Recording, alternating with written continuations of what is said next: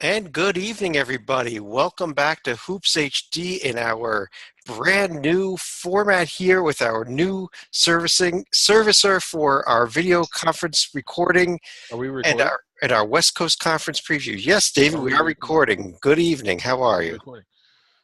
I'm doing great. This is so much better than Google.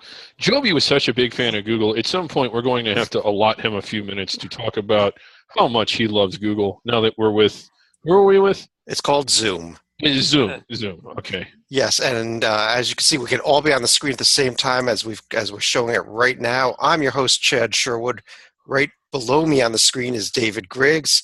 Off to the side here, we've got Matt Sikowski, John Titel, and John Stalika down there on the bottom as well. How is everybody?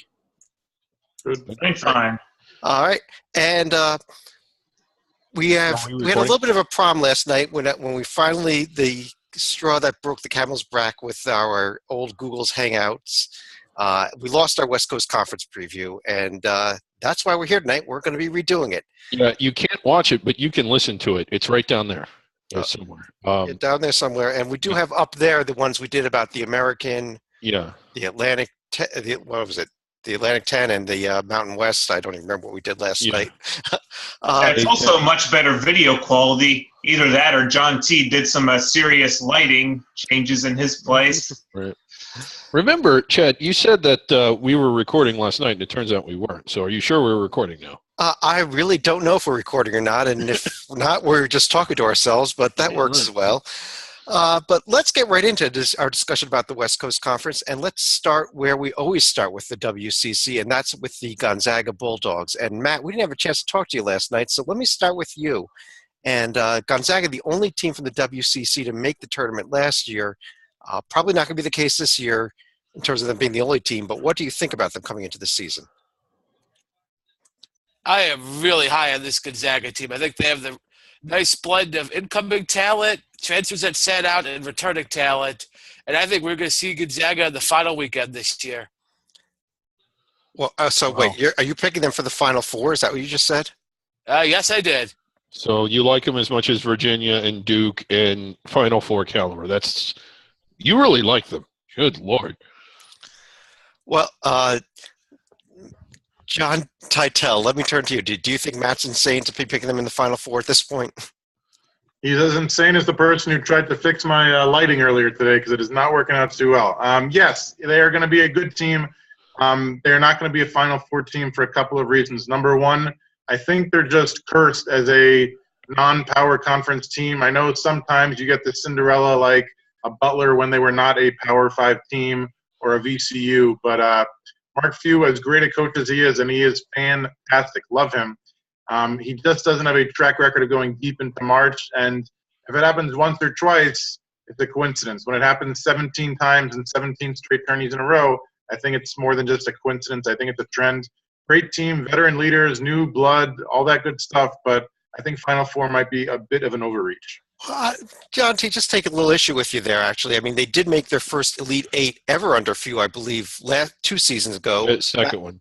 Well, Under Mark Few, he said. Oh, under Mark Few. Under Mark Few, yes. The prior Elite Eight had been in Dan Munson's last year there. And last year, a kind of a surprising Sweet 16 run, actually, as an 11 seed. Maybe things are starting to change there for Mark Few. A little more postseason success. Yeah, no, I think they'll be the Sweet 16 team probably. I just think that the final weekend, as Matt said, I hope I'm wrong. Like, they're a great team and they're fun to watch, and I love Coach Few, but my personal opinion is no. Okay. John Stalika, the players that they have coming in, especially Jordan Matthews, Nigel Williams-Goss, do you agree with Matt or Titel, or are you going somewhere else with them? Well, I'm not as high on Gonzaga as Matt would be, but I still think they have a shot at getting, a top 4 protected seed. I mean, I like Williams, Goss, and Matthews especially, but it's going to be tough replacing Kyle Wilcher and also Sabonis. So they're also going to be tested in the non-conference, as they always seem to be, with San Diego State as part of the ESPN tip-off marathon. They're going to have 3 games in the Advocare Classic, and they also have another neutral court game against Arizona. They resume the series with Washington, They have a game against Tennessee and Nashville, and they also have a home game against Akron that you can't sleep on either. David, what are your thoughts on the Zags team here? I like them, not as much as Matt, a little more than Tytel, though. I think they're a protected seeded team, 4-seed range, Sweet 16-ish, maybe, depending on the matchup they get, Elite 8. You don't really – it's hard to say how far they'll go into the tournament until it plays out. But going into the tournament, I think they're a protected seed, 3-4 line, but I don't see them as a Final Four caliber team. All right. Well, we've mentioned the Zags team here now. Going into the season, they are not even the only West Coast Conference team rated in the top 25.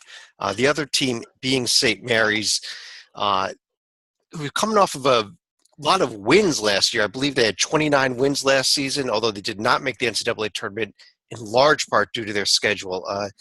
Stalika, is their schedule going to be improved this year? Let's start with the schedule when we talk about St. Mary's, because that was the number one problem.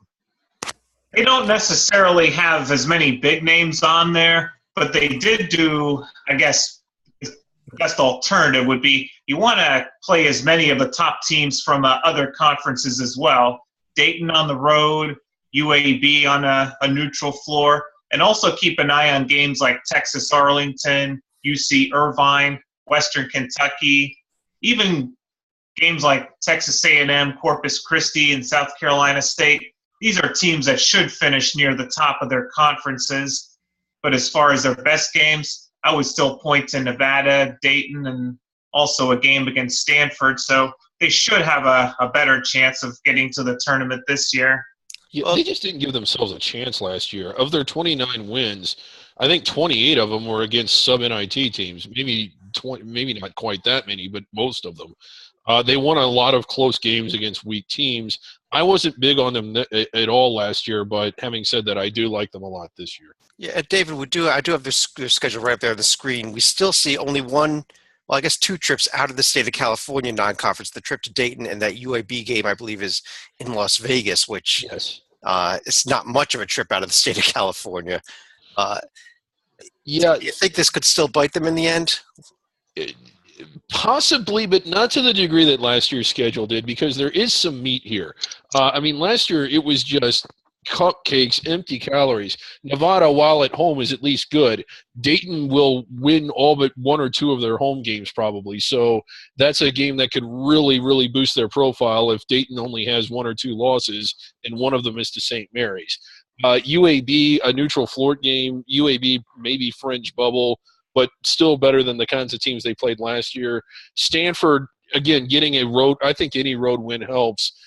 This is much better than what we saw last year. It's not even close. Now, there is one scheduling note for for St. Mary's. They're only playing 11 non-conference games because they're not actually part of an exempt event this year. Yeah. Well, let me turn over – John T., let me turn over to you here. In terms of this St. Mary's team actually on the court, do you think they're as good as Gonzaga, or do you think they're a step behind them? I would say a step behind, but it's closer than it's been in a long time because Randy Bennett has now been there 16 years, defending West Coast Conference Coach of the Year. He's been to 5 tourneys. He's got a little March experience, and he's got a good little lineup. He's got the Australian pipeline started thanks to his assistant coach, Marty Clark. They got Emmett Nair, who grew up in Australia, junior point guard, and another senior power forward, Dane Pinot. And then he's got the East Coast pipeline with Joe Rahan transferring in from BC. Nice mix of veterans, and it's not just – we talked so much the other night about teams that have a loaded backcourt and no size up front. Pinot, a power forward, Calvin Hermanson, a small forward. I think they have a nice lineup. That being said, step below Gonzaga. Matt, I haven't gotten your thoughts yet on St. Mary's. Since you're putting Gonzaga in the Final Four, you're putting St. Mary's in the Elite 8? Not quite that, but what stunned me at all to see them in the Sweet 16.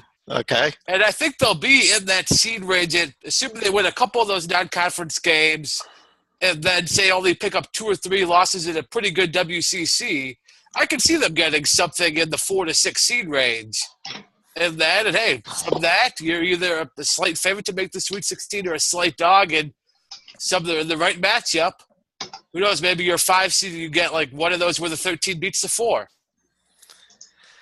Well, let's turn after Gonzaga and St. Mary's. I think there's unless somebody wants to really shock me tonight, I think there's only one other team that's going to be in the NCAA tournament discussion this year, short of a automatic bid sealer, and that's BYU, which is without Kyle Collingsworth, but they do have several other players back, a few key transfers coming in, and a few players back from their missions as well. John T., let me start with you. How good is this BYU team this year, even without Collingsworth?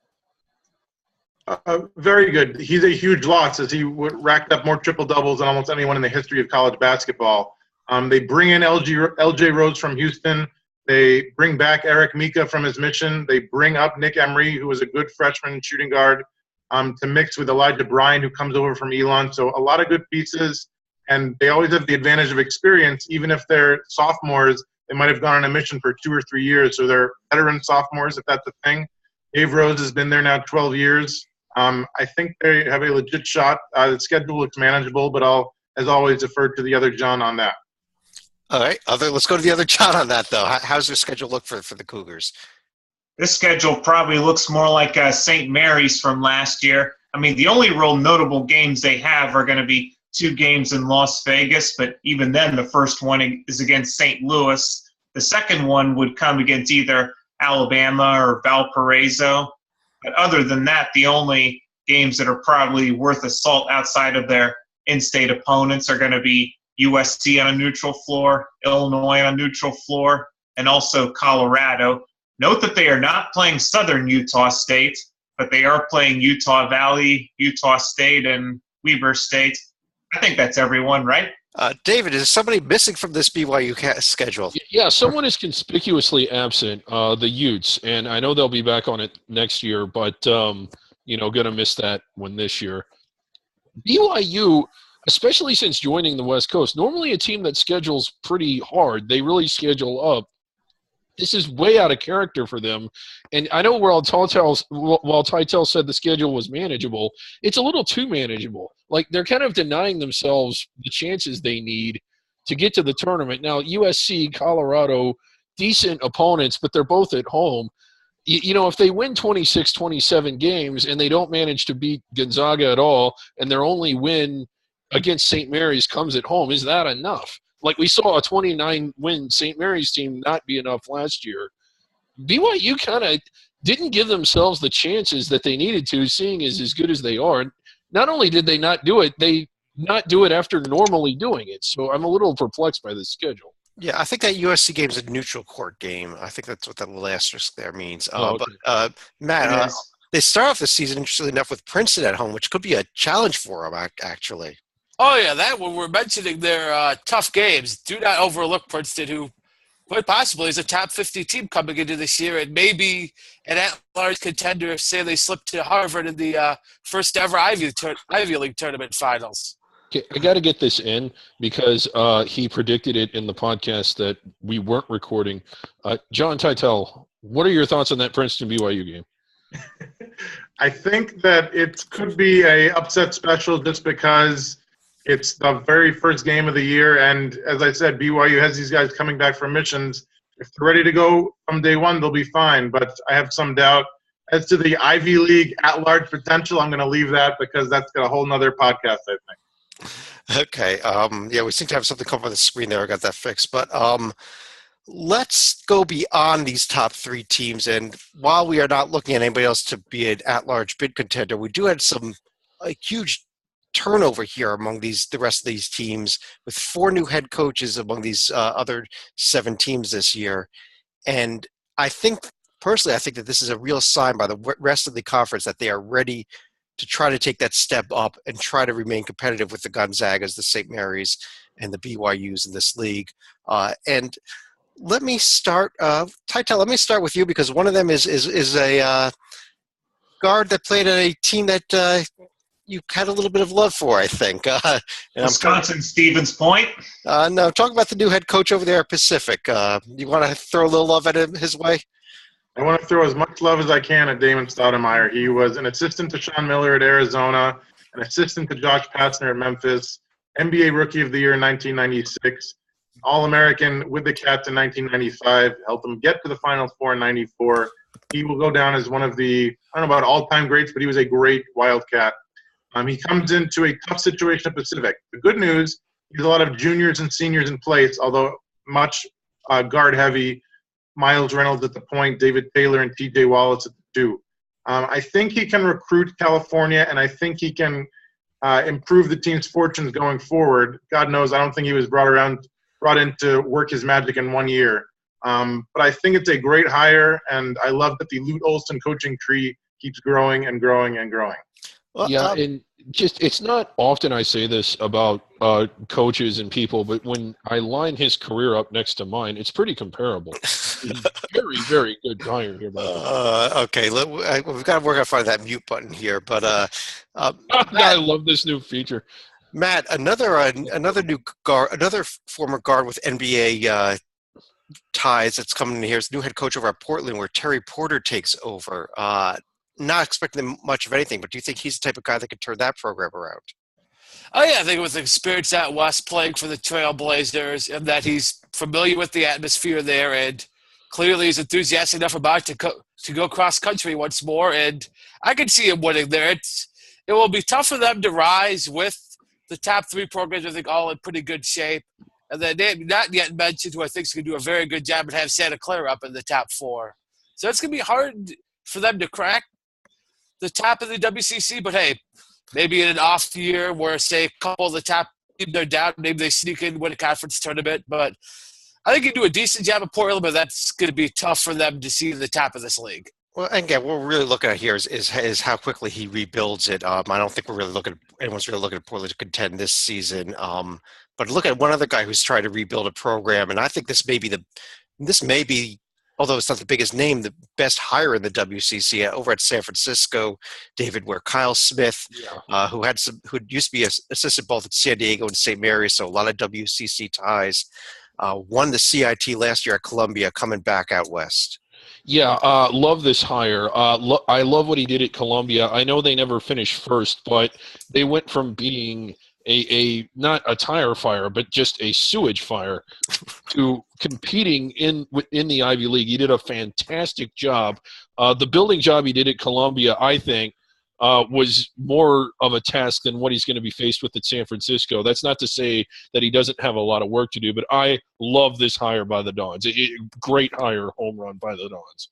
Stalika, one other new coach, and Matt hinted at him already, over at Santa Clara, and this may be the guy with the best shot at making at least a little bit of noise this year, and Herb Sendek coming into Santa Clara there. I mean, what? That is correct, Herb Sendek. I mean, this is going to be his first trip back to under the radar since he was coaching at Mother Miami in the mid-'90s. I mean, he had a very good career at Miami when they were called the Redskins. This was the pre-Red Hawks era. But he also had a very somewhat decent career at NC State and Arizona State. But this does give him a bit of a fresh start. But Santa Clara is a program that I believe has not made the NCAA tournament since some guy named Steve Nash was one of their star players. Yeah, can I say that? I mean, Herb Sendek, while not a Hall of Fame coach, is still a very good coach. He had Miami inside the bubble, the Red Hawks, I guess the Redskins at the time, not the Canes. And how many Sweet Six? I mean, he was a regular NCAA participant that got a couple rounds in most of the time at NC State. Not great, but not bad at all.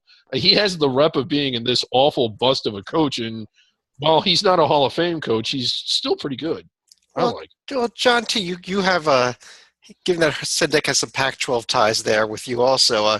Do you think he's going to have any success here, especially with a veteran lineup his first season led by Jared Brownridge? I think he'll have some success. Fun fact, Herb Sendek and Tom Crean have each made the same number of NCAA tourneys in their career, 8. Herb is a great veteran coach. He's getting thrown into the fire a little bit. The schedule looks pretty brutal. I believe Arizona, Vandy, Butler, and Valpo. Good luck with that non-conference. Yeah. Brownridge is great, the 2014 West Coast Rookie of the Year. He's also got Nate Cratch as a senior power forward, but I don't think there's enough there to make a big splash. The best player, quote-unquote, on the roster might be his assistant coach, former 2004 ACC Player of the Year, Julius Hodge. Okay, well, Matt, there's 3 teams we have not yet discussed at all Pepperdine, Loyola Marymount, San Diego. Is there anything with any of those three that you wanted to highlight heading into this season? I would say last year there was a lot of hopes for Pepperdine. Maybe not be an at-large team, but be sort of in the conversation, and they just could not build on a good 2014, 2015. And now, after like failing to take their chance last year, might be back in the pack here with the top three in good shape, and then a lot of good new coaches come into the league. This is bad news for the Waves. They were one of the main reasons that St. Mary's ultimately made the NIT as opposed to the NCAA tournament. Yeah. One of the things about Pepperdine that works against them, I think, is their location. I mean, who would want to go to Malibu for 4 years, right on the street? Titel, what about a team like Loyola Marymount or even Lamont Smith down there in his, I believe, his second year down in San Diego? Any chance these teams can get competitive? Maybe not this year, but the next couple of years. Probably not, unless Stephen Haney, the junior wing player from Loyola Marymount, brings his cousin in to join the team, some guy named Magic Johnson. He may have used up all his eligibility, but we'll look into that. 2 years, I think. It's a big manual, and we are well. Some of us are lawyers. Well, I just break the law. What I'd like to do at this point is run through each of you and ask you what your projections are for the West Coast Conference, as in, are they a two-team, two-bid league or three, and what type of seeds we're looking at for those bids. Matt, let me start with you. I'm going to say 3 teams in, and I'm going to give Gonzaga a 2 seed, St. Mary's a 6, and I'm going to say a 10 for BYU. Okay. Now let's go to somebody who's not off the deep end on Gonzaga. Let me go to Titel. This conference, I think I'm setting the over-under at 2.5. I think Gonzaga is in. I think 2 is a little high. I'll give them a 5 seed. St. Mary's, I don't think they're a lock, but they have a good shot at being a white jersey, as David likes to say, so I'll put them at an 8 seed. BYU's the coin flip. I could easily see them missing out on the bubble. Last year, they had chance after chance in non-conference play. Utah lost. Colorado lost. Harvard lost. They need some good non-conference wins if they want to make this tourney as like a double-digit 11 or 12 seed. David, your thoughts? Gonzaga protected seed, albeit not a 1 or a 2 like Matt does. I think a 4 is about where they land. St. Mary's first ballot team, meaning they're in regardless of what happens in all the conference tournaments, 9 seed or better, maybe even 8, 7 line. And I think BYU, despite their conference or schedule, certainly not because of it, gets in as a bubble team, so 11-12 range. And Salika, last but well, actually, I'll be last, but second to last. I'm going to say Gonzaga probably is going to hover around either a 4 or a 5 seed. St. Mary's can probably get a 5 or a 6, although one of the key things for the Gales is there's a chance they may play the first 4 rounds within 75 miles of campus because of sites in Sacramento with the new Golden One Center and also San Jose. And then I'm going to say BYU probably gets to the NIT, and Pepperdine may sneak into either the CIT or CBI. Wow. Okay, we are now going with CBI projections. We have really our proctology show next week, all the way down. But I kind of am almost aligned with Titel. I think that the Zags are around a 5 seed, possibly sneaking into a 4, probably a 5 seed. I got St. Mary's a little bit higher. I think they'll be in the 6-7 range. BYU, if they make it, I think they're going to Dayton, and they're going to make a complete nightmare for all those bracketologists that try to build brackets and get them in there. But on behalf of myself, Chad Sherwood, we got Matt Sikowski, John Titel, David Griggs, John Salika, and our new Zoom podcasting. We want to thank you all for joining us, and we'll talk to you again real soon.